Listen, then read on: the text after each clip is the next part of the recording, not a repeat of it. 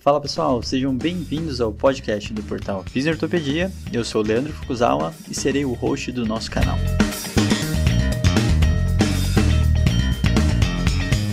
Esse podcast tem como função ressignificar o papel do fisioterapeuta em tempos modernos.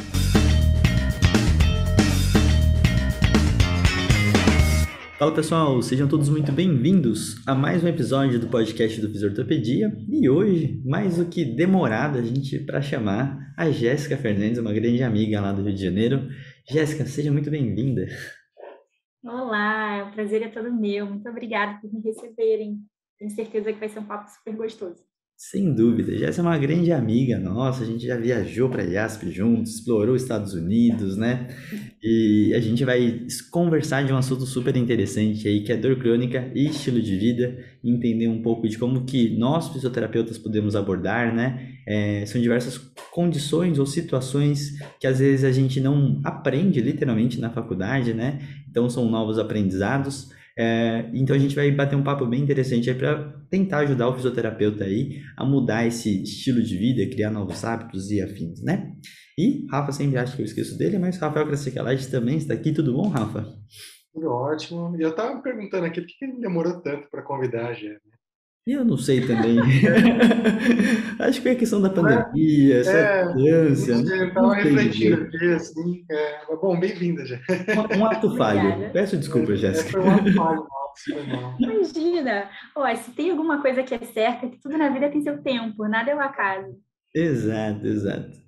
Jéssica, primeiro, antes de tudo, se apresente para quem não te conhece, né? Então fale um pouquinho do como você trabalha, com quem você trabalha, né? O pessoal entender um pouquinho aí todo o seu know-how. Tá certo. Bom, eu sou fisioterapeuta, sou da turma de 2000 da UFRJ, aqui no Rio de Janeiro. Minha mãe é fisioterapeuta, eu acho que isso é o meu primeiro contato, assim, acho que meu currículo tinha que vir escrito, sabe? Porque desde muito pequena eu participo do que é uma rotina de um fisioterapeuta. E hoje eu sou sócia da minha mãe e a gente trabalha fazendo uma atuação em clínica de dor, aprende muito com ela e venham aprendendo, né? A gente está aprendendo ao longo desses anos como que o fisioterapeuta pode intervir nessa quebra aí de ciclo de dor.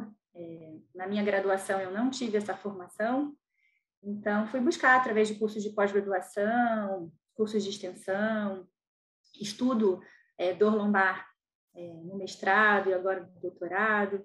Tenho uma atuação interdisciplinar com clínicos de dor, anestesiologistas, dentistas, psicólogos, educadores físicos, aqui no Rio de Janeiro e também em outros estados, agora com essa questão do teleatendimento, né, que tornou isso ainda mais possível. E tenho esse interesse inato em contribuir para a qualidade de vida dos indivíduos. Eu acho que isso é inerente ao fisioterapeuta, né? A gente tem essa vontade de contribuir para que essa pessoa viva com menos dor, sem incapacidade. E é uma cachaça, né? Eu acho que é uma cachaça saudável. Eu até hoje não conheci nenhum fisioterapeuta infeliz, trabalhando infeliz. Eu acho que a gente é muito bem sucedido nisso, né? E eu acho que ao longo dos anos a gente de fato vai entender um pouco melhor como que o fisioterapeuta vem contribuindo muito para quebra de paradigma, né? E especialmente no que a gente vai conversar hoje, né?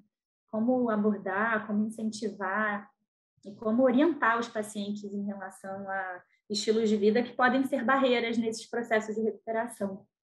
Isso. Muito bom.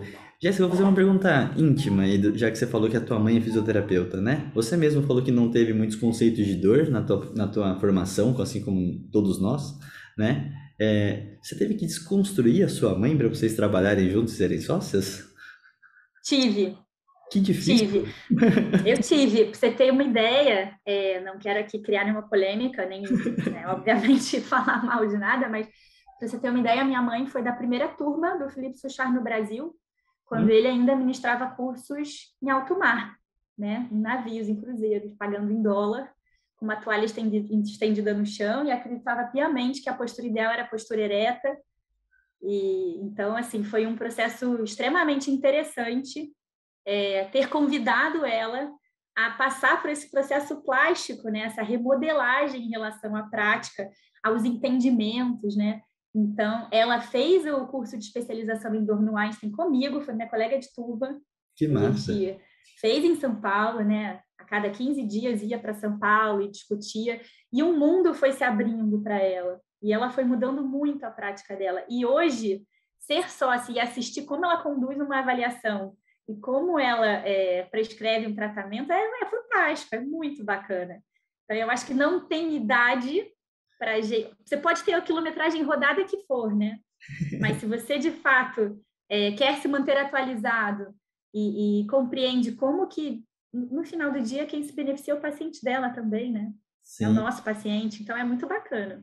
Parabéns, eu não consigo nem ensinar minha mãe a usar o celular, você está conseguindo descobrir todos os conceitos da tua mãe em relação à fisioterapia, tá de parabéns, já. E já aproveitando, fazendo um jabá um pouco fora, mas com a Jéssica também, a gente vai falar sobre teleatendimento na população idosa, né? Que tem a ver com o tema de doutorado dela. Então, não sei que momento que você está escutando isso, mas a gente vai ter essa ação em breve dentro do treinamento de teleatendimento, né? Então, fiquem espertos aí. Mas vamos para o nosso tema de hoje.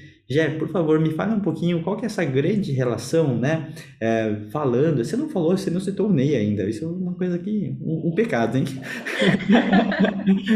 Então, em relação à dor crônica e estilo de vida, né? O porquê que a gente está falando dessa temática, né? Quais são essas reais relações? Acho que hoje a gente está numa fase que está mais fácil de entender que essas coisas se conversam, mas queria um pouco dessa tua introdução sobre esses dois tópicos, né? Dor crônica e estilo de vida e o porquê que a gente tem que falar sobre isso.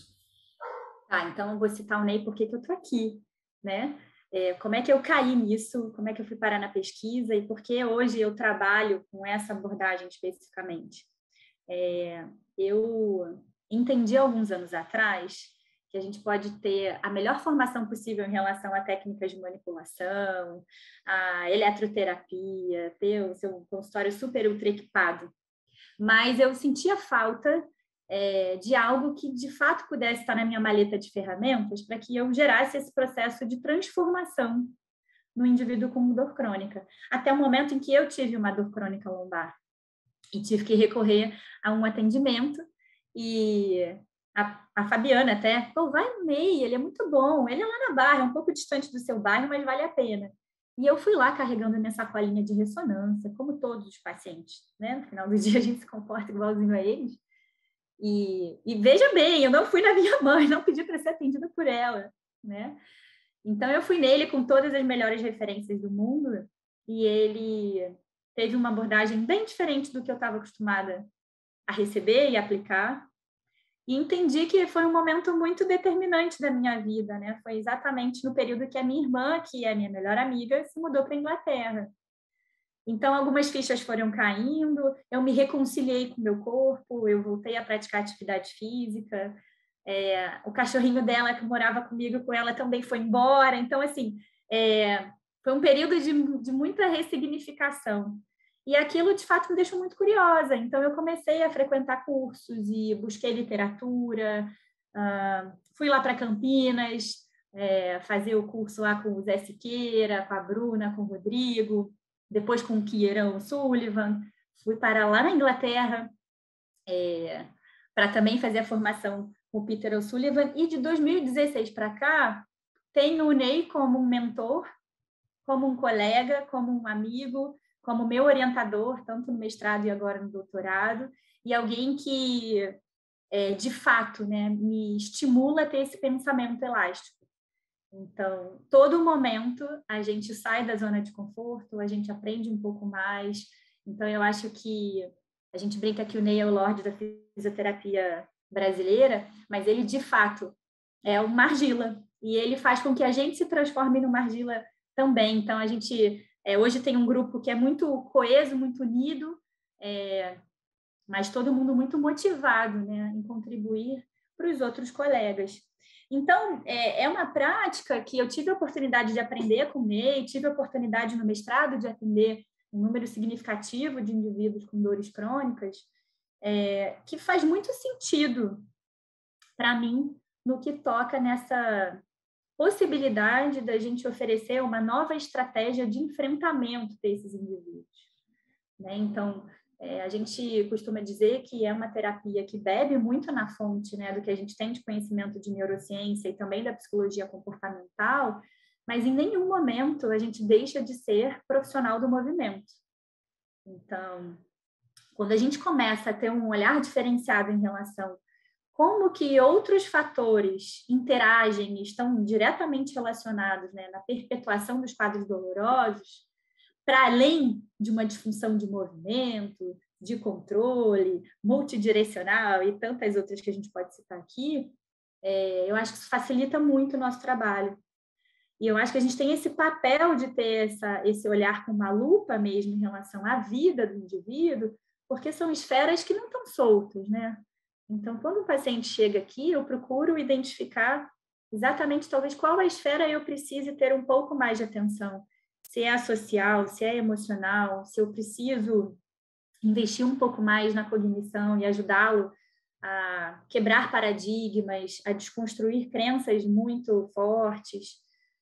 E eu acho que quando a gente começa a falar, então, né, do que seriam os fundamentos da terapia cognitivo-funcional, a gente, de cara, lembra, né, que tem esse primeiro momento que seria a dor fazer sentido para o indivíduo, onde isso acontece através de uma escuta reflexiva, perguntas abertas, a gente faz a linha do tempo para fazer com que o paciente compreenda o que aconteceu ao longo desse período de experiência de dor.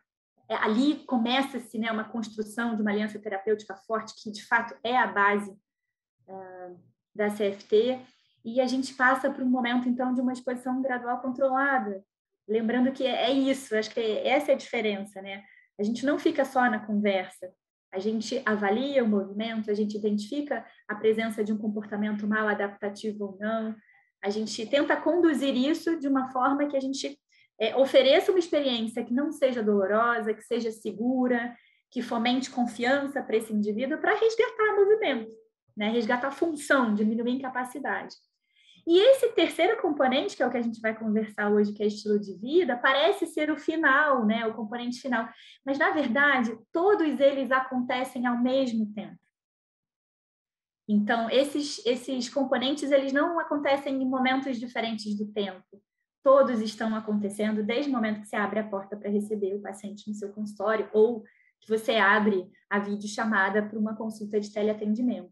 Então, o tempo inteiro a gente precisa ter uma atenção plena no que está acontecendo, porque são em uma frase, um comentário, uma memória que o paciente deixa sair na conversa que a gente é capaz de entender como que esse estilo de vida aparece ao longo de todo esse processo.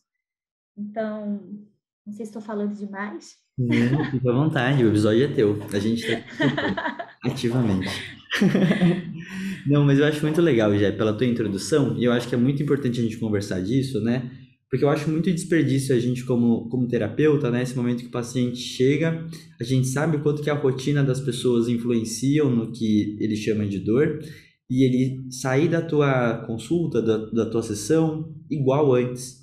Então, você dá alta para esse paciente, ele ter os mesmos hábitos, o mesmo estilo de vida, e não minimamente ser tocado para que aquilo possa ser melhorado, ser diferente, ser amplificado, né?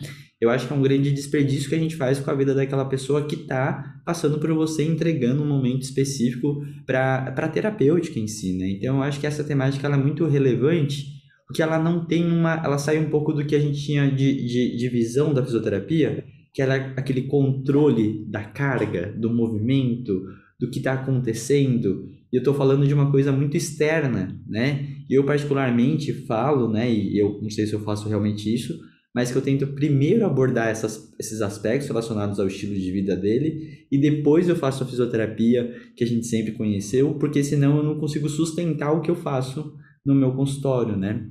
E aí eu acho que tem várias nomenclaturas, né? Porque a gente tem o construto qualidade de vida, que a gente consegue ver por questionários e afins. Quando a gente fala estilo de vida, a gente está falando de algumas variáveis, que eu vou querer que você cite algumas delas depois, que tudo tem a ver também com a construção de novos hábitos, né? Então, tudo são coisas meio juntas, separadas, né? Então, aprofunda essa parte pra gente, de quais seriam essas variáveis relacionadas a estilo de vida que a gente tanto está falando aí, né? Uhum. Eu acho que, primeiro, a gente precisa falar do conceito, né? O que é estilo de vida? Talvez estilo de vida seja, de fato, algo muito amplo, mas que aborde tomadas de decisões diárias em relação à tua qualidade de vida. E isso se manifesta desde o momento em que você vai decidir que horas você vai deitar para dormir e que horas você vai acordar, e o que você vai fazer ao longo desse dia. Isso chega, inclusive, em relação a padrões de consumo, né? O que você, de fato, investe o seu dinheiro buscando qualidade de vida. E é muito importante eu falar isso aqui. Cada um tem um estilo de vida muito particular.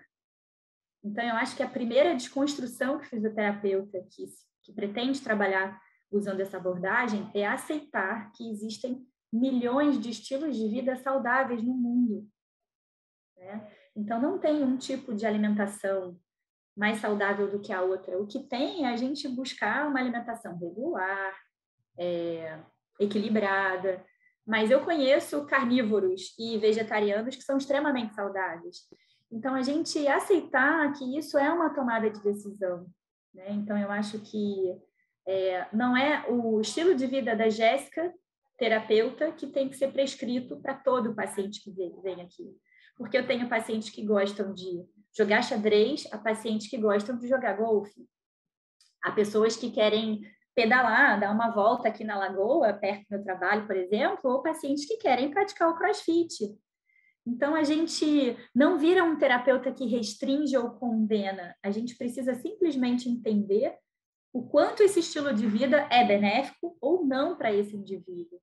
E se de fato a gente tem o poder de intervir nisso, né? Então, talvez, eu acho que quando a gente começa a falar de estilo de vida, é a gente primeiro entender o quão pronto esse indivíduo está para a mudança, se ela for necessária. E isso começa no momento em que ele entra na tua sala, ou no momento em que começa a entrevista, né? Porque aquele paciente que fala, eu vim aqui porque meu médico mandou te procurar, porque eu já fiz 80 sessões de fisioterapia no plano e nada resolveu. Aí eu fui fazer uma infiltração que também não resolveu, eu tô gastando uma grana de remédio, eu troquei meu colchão. Ele já está te dando a pista que ele gosta de terceirizar o problema. Ele não assume para si a responsabilidade de que ele talvez tenha que mudar alguma coisa no seu estilo de vida. Então, eu acho que esse radar tem que estar muito atento e ligado todo momento para ir captando esse tipo de informação que, de fato, vai me ajudando a compreender o perfil desse indivíduo. Se ele, de fato, está preparado para a mudança e o que eu preciso investigar em relação ao estilo de vida e talvez intervir numa sugestão, né? Então, talvez eu acho que a gente vai ter uma conversa em relação à qualidade do sono, né? Então, por mais que a gente tenha escutado e estudado de que existem um número de horas específicos para que a gente tenha um sono restaurador, isso não funciona assim para todo mundo. Então, o número de horas que você, Fukusawa, precisa é diferente do Rafa, é diferente da Jéssica, né?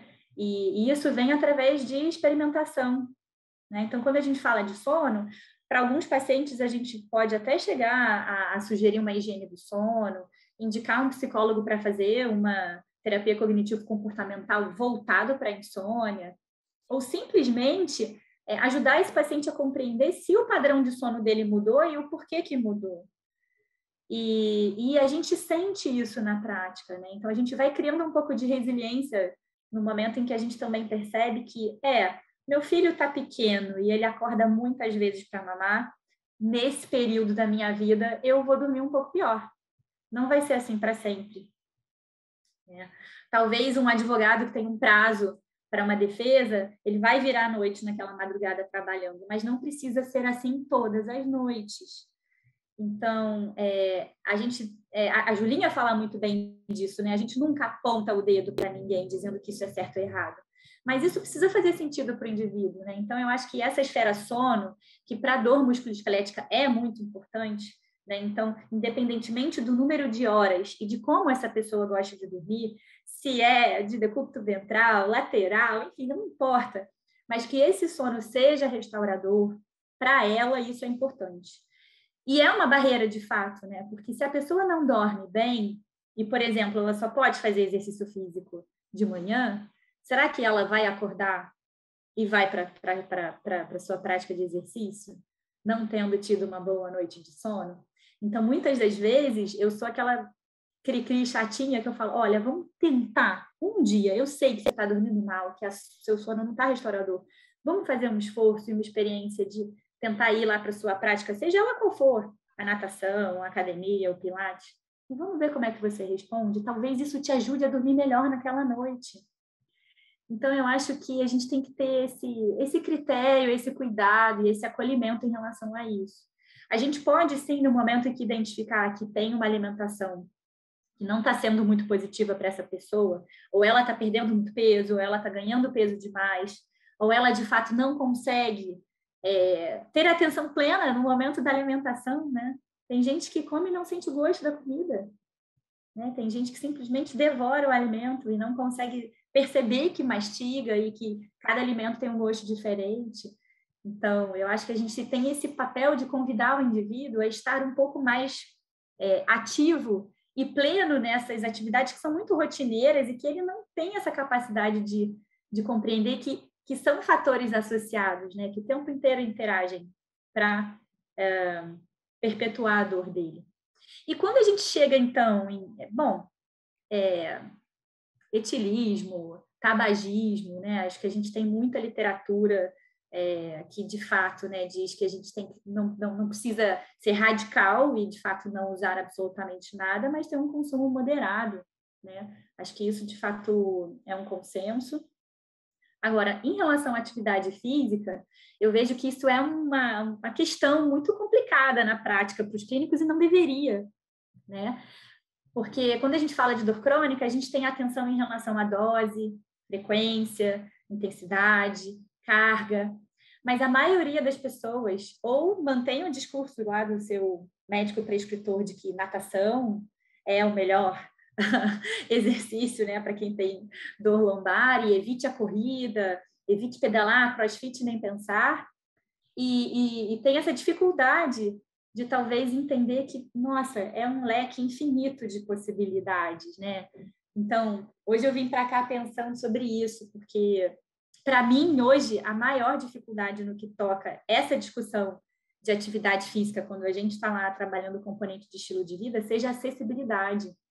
O quanto, de fato, financeiramente é viável para aquele indivíduo manter aquela prática, né? Então, hoje, talvez eu me debruce mais em relação a estratégias que eu posso oferecer para classes que tenham um status social diferente, né? Porque aquele paciente que tem a possibilidade de montar uma academia, ter um personal, comprar o equipamento mais avançado, né? Mais novo do mercado, investir num bom tênis, enfim, é infinito, né? É diferente daquele que não tem grana para vir para a tua sessão.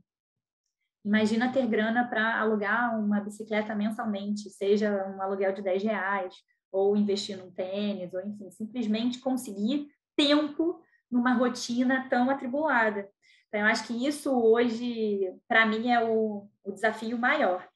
E eu fico o tempo inteiro tentando aprender cada vez mais, né? O que a gente pode prescrever de exercício, né? Então, eu moro numa cidade, que é o Rio de Janeiro, e que a gente tem talvez o lugar mais democrático e caótico da cidade, que seja a praia. Então, até hoje ela ainda é gratuita e qualquer um pode ter acesso a ela. Não sei se isso vai mudar em algum momento. Mas eu só acho que... aqui, já, até para a gente, porque acho que a gente vai ter que continuar falando de exercício, tem bastante coisa para a gente falar, mas tem uma coisa muito legal na tua fala, assim.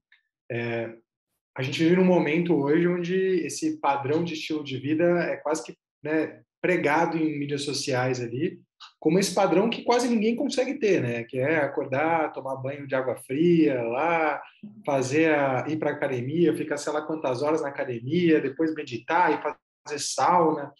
E na verdade é uma coisa muito interessante, assim. Eu tive a oportunidade de ler um livro que chama Factfulness, que era de um médico, na verdade, que era especialista em saúde populacional, e ele falou uma coisa muito legal, né? Ele falou: em saúde populacional, no geral, quando a equipe tenta mudar estilo de vida de uma população, eles não tentam pegar aquilo que é tido como ideal em uma cultura ou população e colocar na outra. Eles tentam olhar dentro de um povo, por exemplo, o que as pessoas que não são acometidas por aquela condição ou têm uma qualidade de vida melhor, o que elas fazem lá? E eles tentam, com base nisso, ajudar as outras pessoas a fazer parecido. Ou seja, olha que maluco, né? Não existe esse padrão que vai funcionar para todo mundo em todo momento da vida da mesma forma, inclusive por vários motivos, né? Incluindo financeiros aí, socioeconômicos, mas existe aquilo que funciona às vezes para a pessoa, né? Então, assim, com a ação, por que essas pessoas, por exemplo, esse grupo de pessoas não adoece com ação a tal doença? Aí você vai entender o estilo de vida delas, elas, por exemplo, fervem água antes de comer, um exemplo muito simples, né? Bom, talvez você não precise que todos tenham alimentação baseada em tais superalimentos e tomar tais medicamentos, mas às vezes é só você mudar ou conseguir fazer com que o resto da população adeque aquilo, né? Então, assim, às vezes a gente complexa algo, colocando o estilo de vida ideal como quase algo inatingível, que basicamente ou você escolhe viver, ou você escolhe, né, ter o estilo de vida ideal, assim, ou dito como ideal, né? Então isso é uma boa reflexão, na verdade. E eu acho que está muito atrelado a o que você falou do modelo transteórico, né? Que é essa preparação da pessoa para mudar. Eu confesso que, eu acho que o Foucault também, você também, já que a gente, né, fala sobre dor, para muita gente, várias vezes eu vejo as pessoas abrindo esse olhar para olhar para o estilo de vida, mas querem olhar para a pessoa e intervir em tudo ao mesmo tempo. Então, pega a pessoa, por exemplo, e fala assim, não, olha, você vai mudar tal coisa, vai fazer caminhada, vai fazer... Né, muda drasticamente a vida da pessoa. E, às vezes, primeiro, isso precisa ser sustentável, né? Eu vou falar uma coisa legal. Eu acho que o estilo de vida é aquilo que mantém qualquer coisa que você fizer no consultório, além do teu consultório e depois da alta. Uhum. Então, só que você precisa com que a pessoa esteja motivada a criar e manter um hábito, né? Então, eu acho que é legal a gente explorar um pouco disso, talvez até antes de ir para exercício, porque eu sei que a gente vai ter uma seara longa para falar de atividade física, mas que é aquele papo de, poxa, quando a gente fala de estilo de vida, às vezes é pegar aqueles 20% das coisas que correspondem a 80% da qualidade ou do que está relacionado com a dor e incapacidade daquele indivíduo, né? Então, como é que você vê isso, já? Como é que você escolhe? Como é que você identifica? E como que você seleciona dentro os vários hábitos, talvez, que você identifica que não são tão bons na vida de alguém, aqueles que você acha que faz sentido focar? Como é que você lida com isso? Eu acho que você falou coisas super pertinentes, foi super assertivo em tudo que você colocou, e acho sim que a gente hoje vive numa sociedade que nos escraviza, né? Buscando o que seria esse estilo de vida perfeito. Acho, inclusive, que nós, como sociedade, estamos adoecendo mentalmente por conta disso, porque a gente não consegue ter todo o dinheiro do mundo, estar bonito, arrumado, rodeado com 70 pessoas, postando stories em Paris o tempo inteiro. Então, isso motiva, né, muita frustração, muita depressão, muita ansiedade. As pessoas estão muito imediatistas. Então, isso é um padrão de consumo, né? Então, alguém disse para mim que alguma coisa funciona, eu vou lá, se tenho dinheiro, eu quero comprar, eu quero algo rápido, né? E talvez isso é um processo um pouco mais longo. Me ajuda muito quando, no momento de fazer essa linha do tempo na história dessa pessoa que está chegando para mim, resgatar, né, aquilo que a gente chama de bright spot na vida daquele indivíduo, né? Porque nem todo mundo nasceu, viveu e chegou até você com dor o tempo todo, né? Teve um momento da vida daquele indivíduo em que ele se sentiu fisicamente, mentalmente capaz, pleno, né, sem dor. E como é que era a vida desse indivíduo nesse momento específico? Como é que ele se comportava? O que ele fazia? Como é que era o momento de vida dele? Então, isso me ajuda muito a identificar, talvez, o que esteja faltando hoje, que a gente possa resgatar. Porque muitas das vezes, Rafa, é isso, a gente não precisa sugerir nada novo. Né? A gente não quer inventar uma roda. A gente quer simplesmente que ele se reconcilie com uma rotina que foi muito saudável no passado e que ele vivia muitíssimo bem sem dor, né? Então, eu acho que isso me ajuda bastante e tem muitas vezes que eu pergunto para o paciente, o que te faz feliz? E é uma pergunta super complexa, muito complexa, que tem uma variabilidade de respostas gigantesca, mas o paciente que me demanda um desafio maior é aquele que me responde, eu não sei. né? Eu costumo brincar que todo mundo sabe qual é o seu amuleto da sorte, a sua criptonita. Todo mundo já viu Superman, né?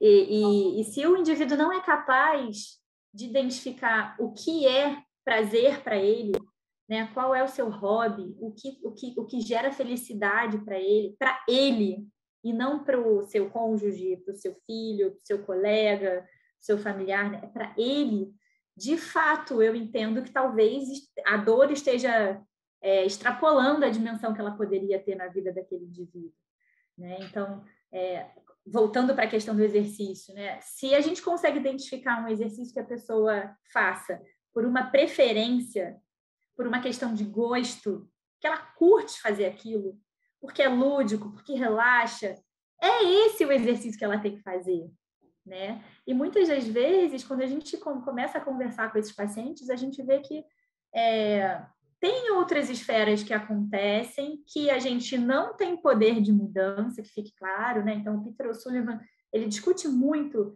esses fatores modificáveis e não modificáveis, né? Então, a gente não é capaz de modificar a história familiar desse indivíduo, a genética desse indivíduo, o trabalho que ele escolheu fazer, o casamento dele, a relação com os filhos. A gente não consegue intervir nisso. Mas tem outras esferas, com outros fatores, que talvez a gente auxilie ele numa possível mudança, numa adaptação.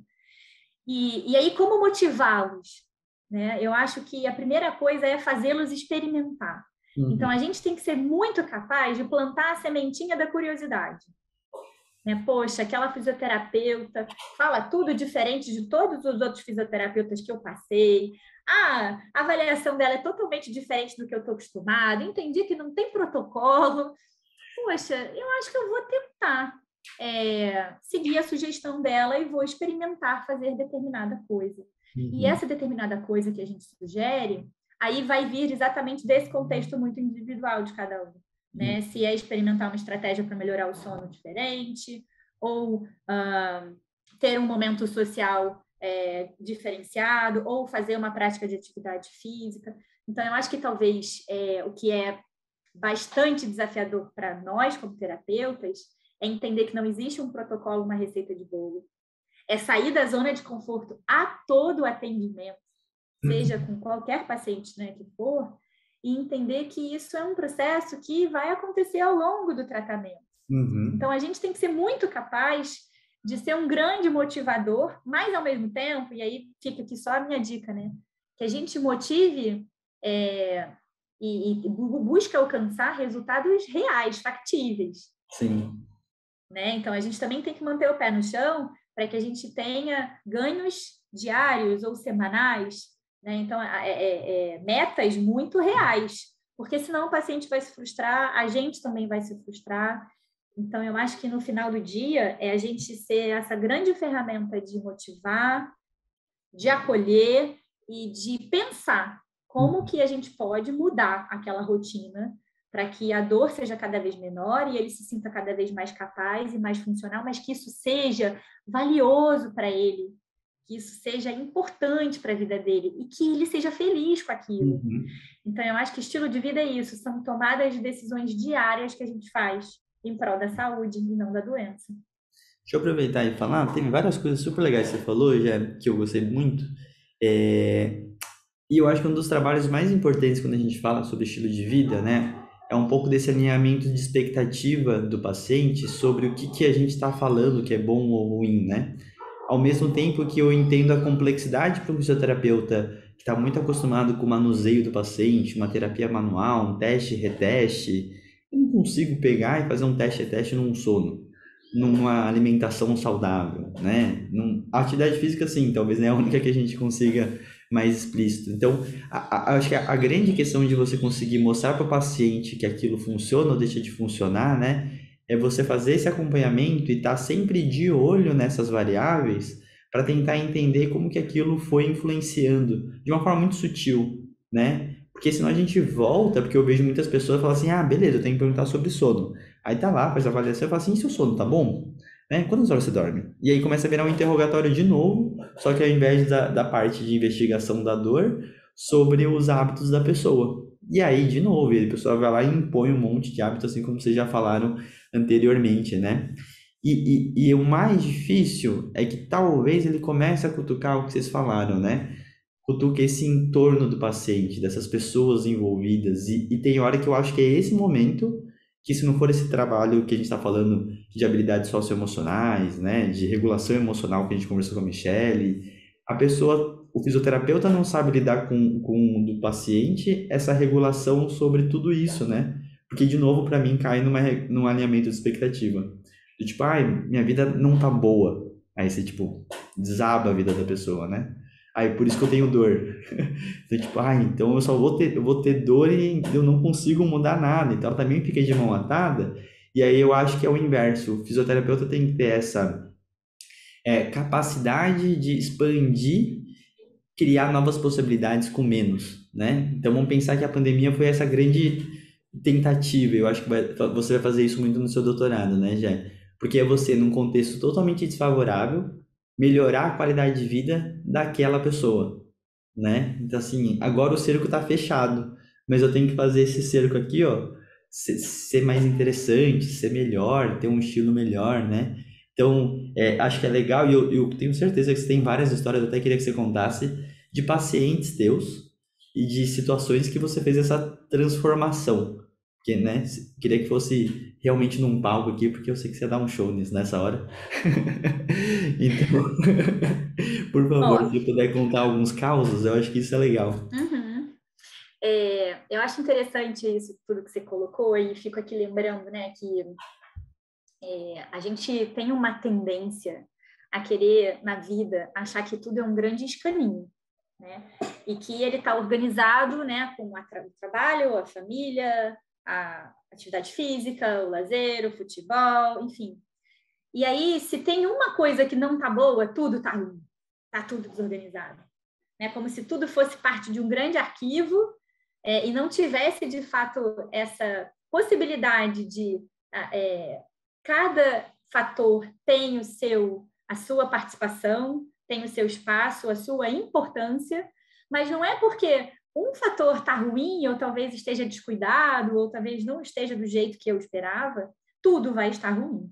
Então, eu acho que a gente tem esse papel de, no momento em que a gente escuta essa história do indivíduo, ajudá-lo a compreender que, em alguns momentos, pode ser que o sono esteja muito ruim, mas ele está num momento profissional muito bom. Em alguns momentos ele pode ter uma crise no casamento, mas ele vai continuar praticando a atividade física dele, está desopilando o estresse. Enfim, a gente tem que estar o tempo inteiro lembrando de que esse indivíduo é um todo. Ele não é apenas uma lombar. Então, quando ele vem e ele retorna, eu não vou ficar testando e retestando e fazendo 1000 tipos de terapia manual, porque eu entendo que talvez aqueles episódios, às vezes a gente dá alta para o paciente, ele tem um flare-up, né, uma agudização, talvez naquele momento, outros fatores de esferas que ele não estava se atentando entraram nesse desequilíbrio. E aí sim, eu acho que a Michelle fala muito bem disso, né?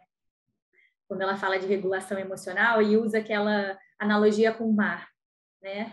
O mar está revolto, não adianta a gente querer, naquele momento, navegar como se estivesse tudo calmo. Então, talvez situações extremas, como foi a pandemia, demandem de nós atitudes extremas, né? E é muito interessante a gente falar sobre pandemia, porque as pessoas se acostumam muito fácil. Então, não é raro receber um paciente novo hoje, ele conta a sua história no tempo e ele pula a pandemia. E não dá para pular a pandemia, porque a gente ainda está na pandemia, talvez um pouco mais próximo do que seria a nossa normalidade pré-Covid, mas tiveram 2 anos em que a nossa vida mudou, a nossa rotina mudou muito. E teve gente que piorou, teve gente que melhorou.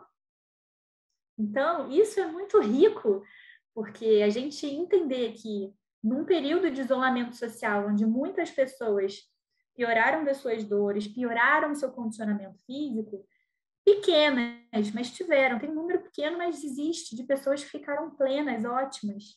Talvez porque tinham fobia social e ficaram muito bem trabalhando em casa, não tendo essa necessidade de interagir o tempo inteiro, de viajar o tempo inteiro, de estar na balada o tempo inteiro.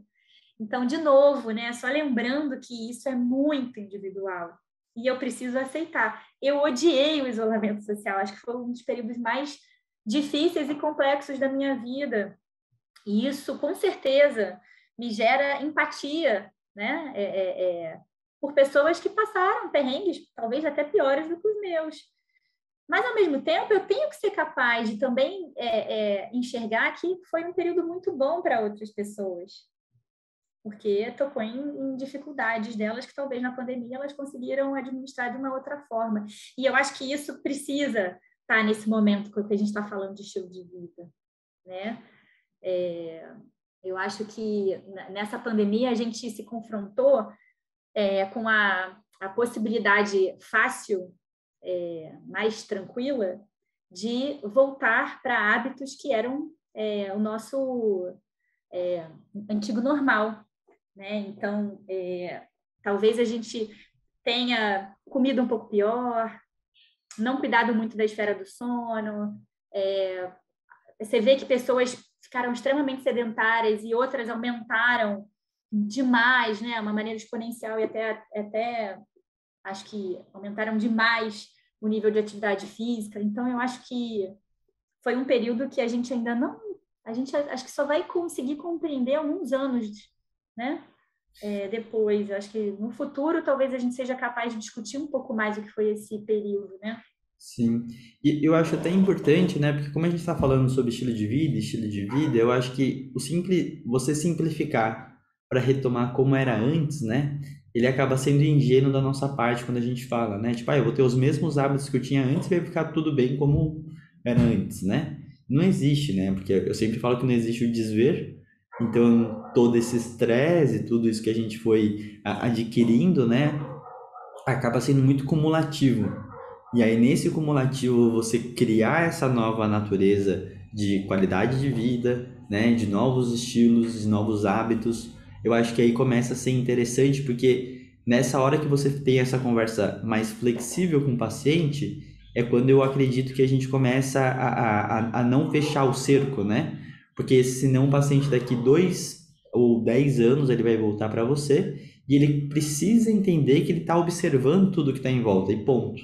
Então, na minha opinião, né, a gente pode ter várias abordagens relacionadas ao estilo de vida, e quando a gente entra nesses assuntos, por exemplo, sono, né, a gente às vezes precisa de um fisioterapeuta respiratório, porque tem uma outra doença e tem uma apneia do sono, sei lá, né?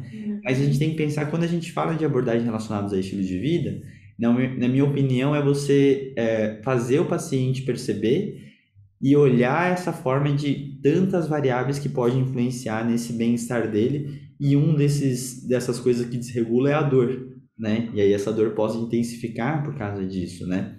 Então ele é um trabalho de autopercepção do paciente de outras variáveis que são muito complexas, porque a gente obviamente tenta mensurar com instrumentos, mensurar com ferramentas, mas não necessariamente você está realmente pegando aquela percepção, né, fina, né? Então, por isso que eu acho que as habilidades comunicativas nessas horas, né, é onde a gente consegue trazer, e eu amo quando a Jéssica fala do bright spot, que eu sempre falo bright spot igual a Jéssica fala, que é realmente esse processo de realmente mostrar para o paciente, tipo, ó, tem uma luz aqui, né? E que esse processo nem sempre vai te trazer no mundo perfeito, né? Acho que até onde que o fisioterapeuta tá levando o paciente não é para uma perfeição de tipo, nossa, você vai resolver todos esses tópicos e agora tchau dor, né?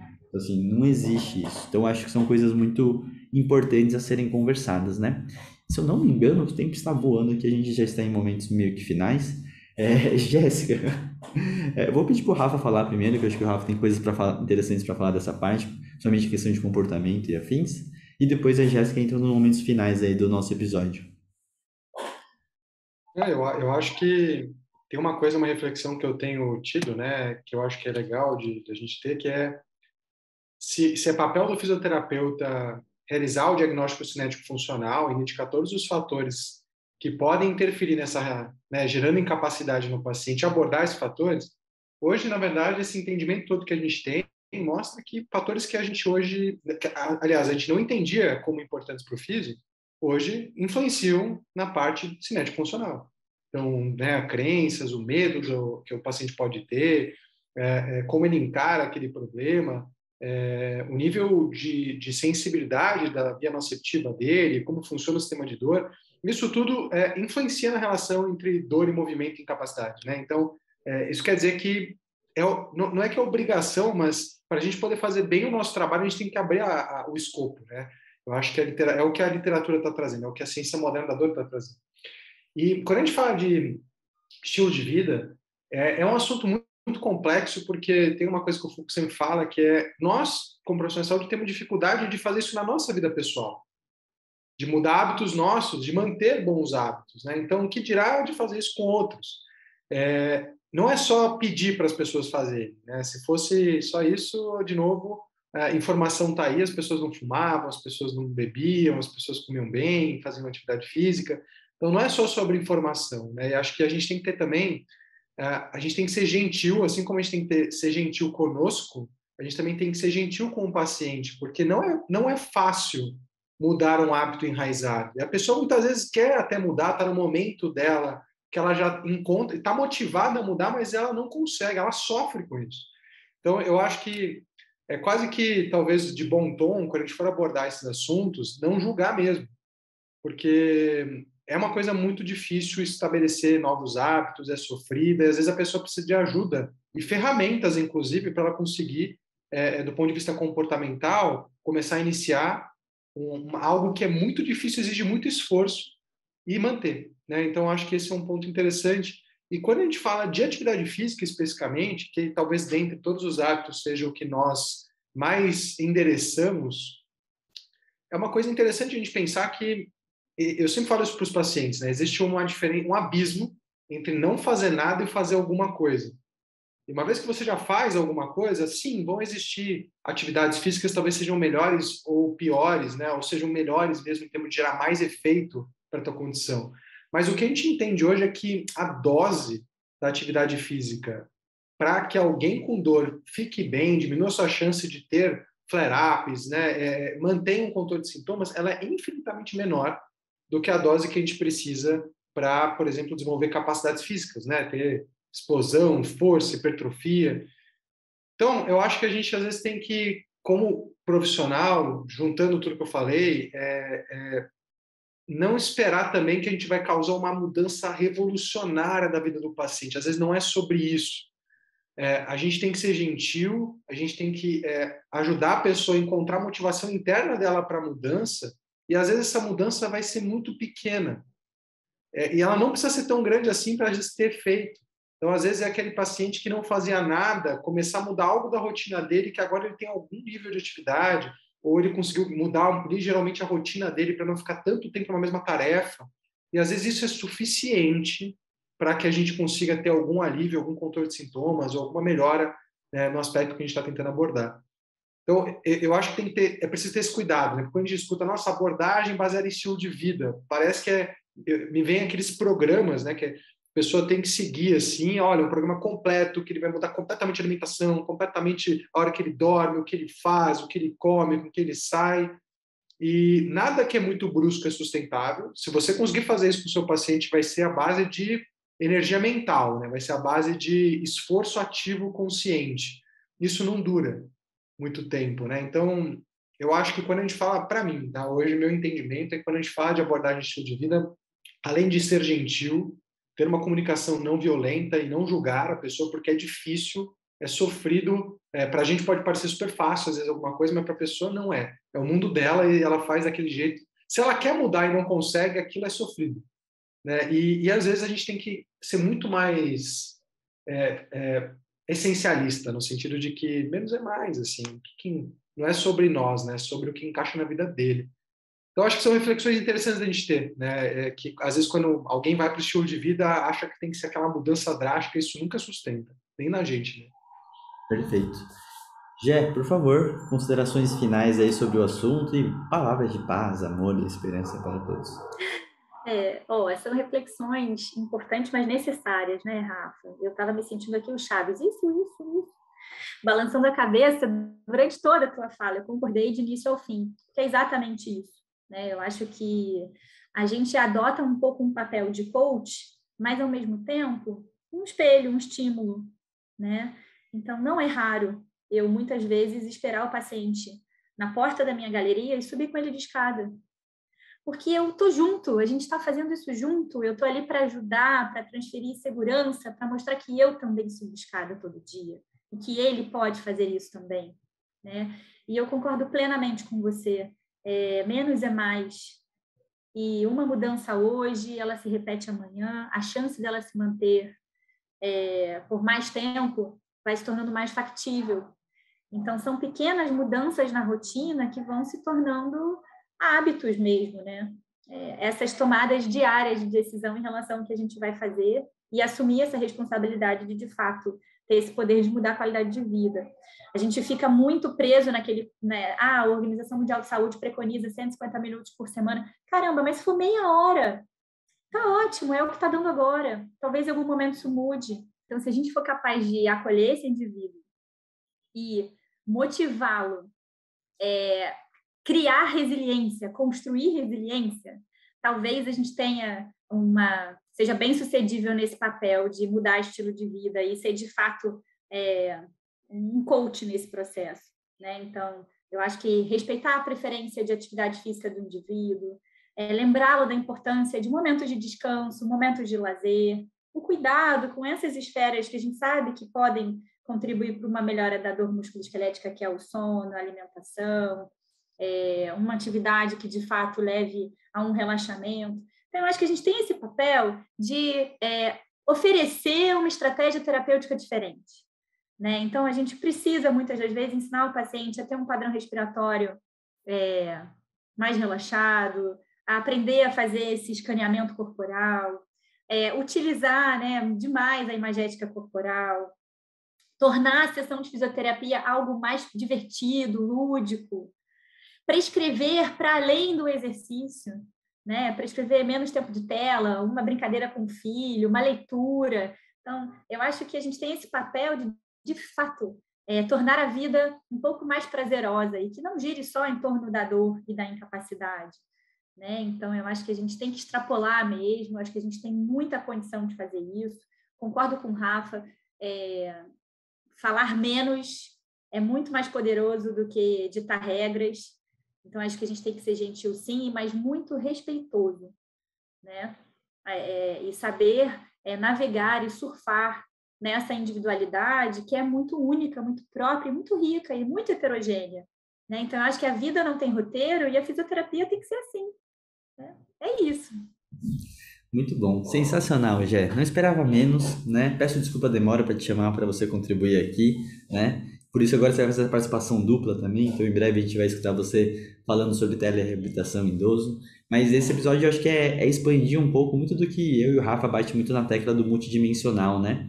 Acho que ele abre isso que a gente fala, que a gente vai ter que estudar realmente mais variáveis, mais vertentes, mas a gente não pode voltar para o modelo antigo de ser intervencionista, de ser linear, e tudo isso a gente precisa fazer com todo esse entendimento que a gente conversou hoje, né? É o que eu acho que quem esperava que a gente fosse falar intervenções para, né? Acho que acaba se frustrando porque não são intervenções para, né? São novos entendimentos e expansões de como que a gente vê o nosso paciente, como que a gente aborda ele, né?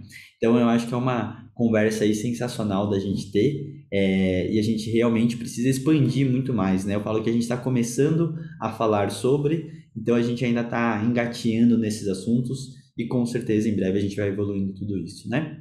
Então, Gé, muito obrigado pelo papo, pela conversa. Um beijo no Miguel, tá? Acabei de conhecer ele, estou muito encantado pela criança que ele é. Foi uma grande animação na festa da Julinha. Foi. Então é isso, seja sempre muito bem-vinda, toda vez que você precisar. Obrigado, Rafa, obrigado, Fulco. Eu queria agradecer mais uma vez, é um prazer conversar com vocês, vocês são colegas muito queridos, e queria, de fato, parabenizar por tudo que vocês estão fazendo pela fisioterapia brasileira. É muito esforço, é muita dedicação, dá muito trabalho, vocês abdicam de muitas coisas, mudam o estilo de vida de vocês também, né? Para algo muito maior. Obrigada. Nós que agradecemos. E, Rafael, muito obrigado também. Eu nunca te agradeço. Não, sou uma pessoa injusta com o Rafael. Eu acho que você devia me agradecer mais, porque eu gosto disso, brincadeira. É um prazer, já ir. Bom, você sabe, a casa é sua aqui, a gente espera, a gente tem que trazer mais, né? Eu espero ver ali, em breve um curso da Jéssica aqui dentro, né? A gente podia pensar nisso. Sim. Já deixo o convite online para rolar uma pressão social, assim, sabe?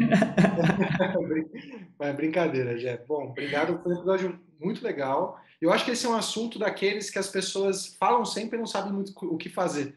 Né? E sempre que a gente tem esses assuntos, na verdade, ninguém sabe muito bem o que fazer, apesar de ter alguns caminhos, é um daqueles assuntos que a gente precisa de benchmarks, a gente precisa de exemplos para a gente conseguir achar a nossa forma de fazer. Eu gosto de falar isso quando eu dou aula de exposição, que assim, olha, esses são os princípios, e esse é o jeito que eu faço. Não está certo nem errado, né? Mas é o jeito que eu faço. Então, assim, olha o jeito que eu faço e tenta encontrar o seu jeito de fazer. Eu acho que quando a gente fala de abordagem de estilo de vida, é muito parecido, né? Porque os profissionais têm estilos diferentes de comunicação, de acolhimento, de rapport, de empatia, e a gente vai conseguir achar com algumas pessoas um jeito diferente do que outros profissionais vão conseguir, e é importante entender isso também, né?